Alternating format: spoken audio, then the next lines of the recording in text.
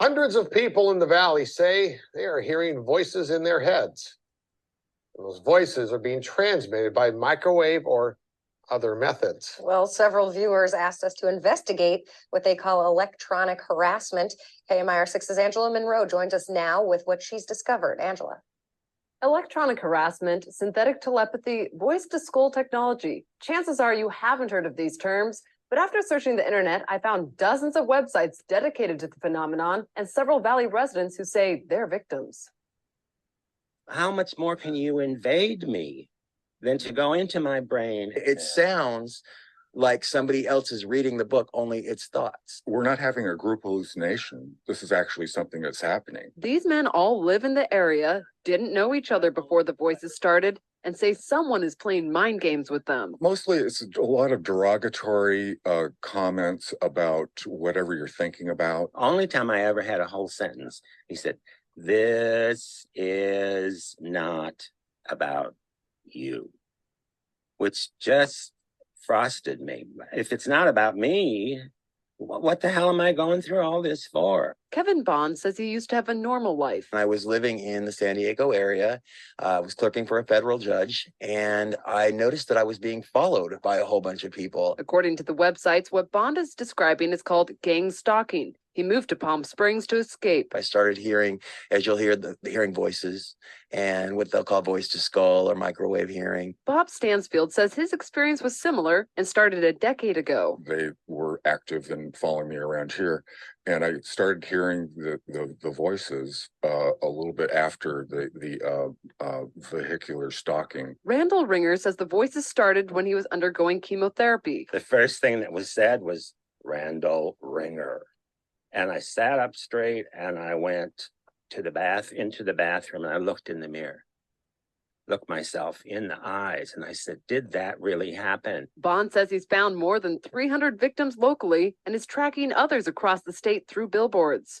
In Johnson Valley, a Freedom House just opened to help people who believe they are being targeted. To many of you who find yourselves the object of covert harassment, that there is hope and that you are not alone, and that we are striving to find legislation and we're working towards freedom for all. Jarek Robinson leads a national group called Freedom from Covert Harassment and Surveillance. He says he knows who's playing mind games. Rogue government officials that are sponsoring this, also corrupt business officials, and private citizens. And he also told us how. Most of it is delivered by microwave, and I believe it's satellite delivered, whether someone is on a remote location using a laptop or next door using the desktop. Bond says neurotransmitter chips that run off body electricity have been inserted into some people. And they assign cell phone numbers to them.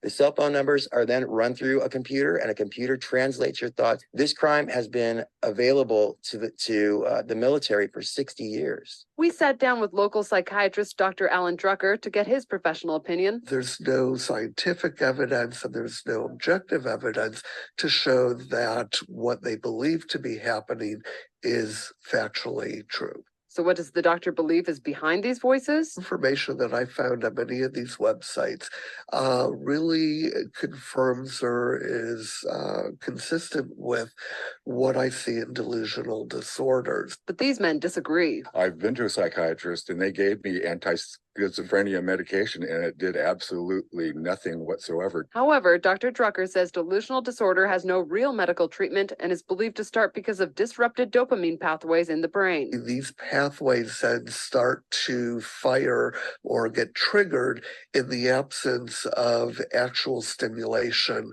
of a person actually speaking or the radio being on, etc. Dr. Drucker says dopamine can be disrupted for a variety of reasons: a genetic predisposition, illicit drugs, and even chemotherapy. These men have their own theories why they're being harassed. I think that I was targeted because I'm gay. I reported someone for selling what I thought they were selling drugs, and they were. Nationwide, this crime is committed about 60% against white women ages from 30 to 38.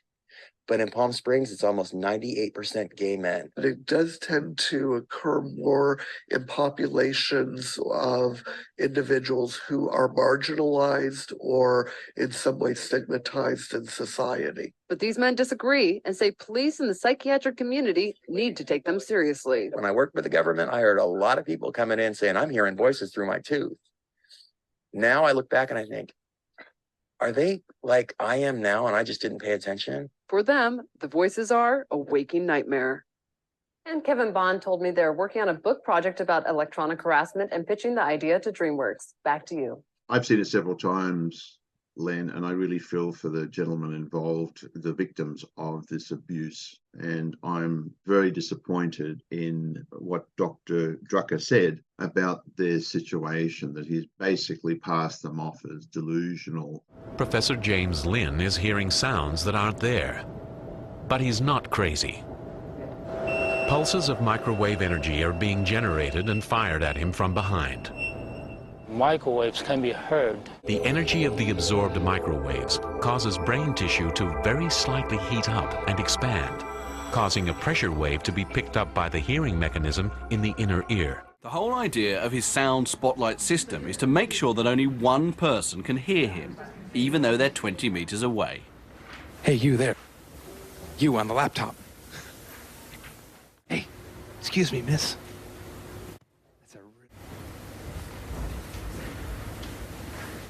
The sound that you're hearing is being created in this beam. It almost sounds like it's coming from your head. So let me try to scan the whole audience here so everybody gets to hear this. What Joe does first is combine the music with ultrasound. This recreates the complex wave patterns of the music at a much higher frequency that can't be heard. The ultrasound transmits audible sound in a long, thin beam, which can project the sound up to 200 meters. The possibilities for its applications are almost endless. It could be used to pick out just one person in the crowd, a personal message system in public places like airports and stations. We have so many people, articulate people, clever people, who are being used in this program by these perpetrators who are soulless. I look at the history of the United States and experimentation that's happened in the United States. It's outrageous. You've just got to Google non-consensual experimentation in the United States and look at what the wars were about, where young people went and fought for our freedom and died for our freedom. And now we don't acknowledge them because it's easy just to take the next level of experimentation, the next level of technology, and use that. Look at the development of what's happened in the last 100 years with planes and cars and technology, as I said earlier on, going from one stage to the next. It's disgusting that these community has been targeted in this way, and it's just outrageous that this psychiatrist has said that. That was done, I think, in 2012, and I would like to see what this psychiatrist believes now in 2023. I have confronted many doctors, including psychologists and psychiatrists, about this phenomenon. And it's one thing to admit you are uninformed about the technological aspects of how it could be carried out, and it's another thing to flaunt your ignorance about the subject and sort of bully the victims complaining about their experience receiving V2K. If you are a health professional, the question you should be asking is, how can I distinguish between inner voices and V2K? And if you're not asking this question, we targeted individuals should be questioning your professionalism instead of blindly accepting your diagnosis. Microwave hearing effect is too well established to say, oh, you're just imagining it. I would like to close with a couple of quotes from this book by physicist Luis Del Monte called War at the Speed of Light. Typically, hearing odd sounds or voices is a sign of mental illness. However, knowing Frey effect microwave weapons exist, a person suffering these sensory effects may not be mentally ill, but the victim of a microwave attack. Although it's a grim reality, we need to acknowledge these types of microwave weapons exist. And Frey effect weapons are extremely concerning given that they have the potential to cause brain damage and mind control feasible.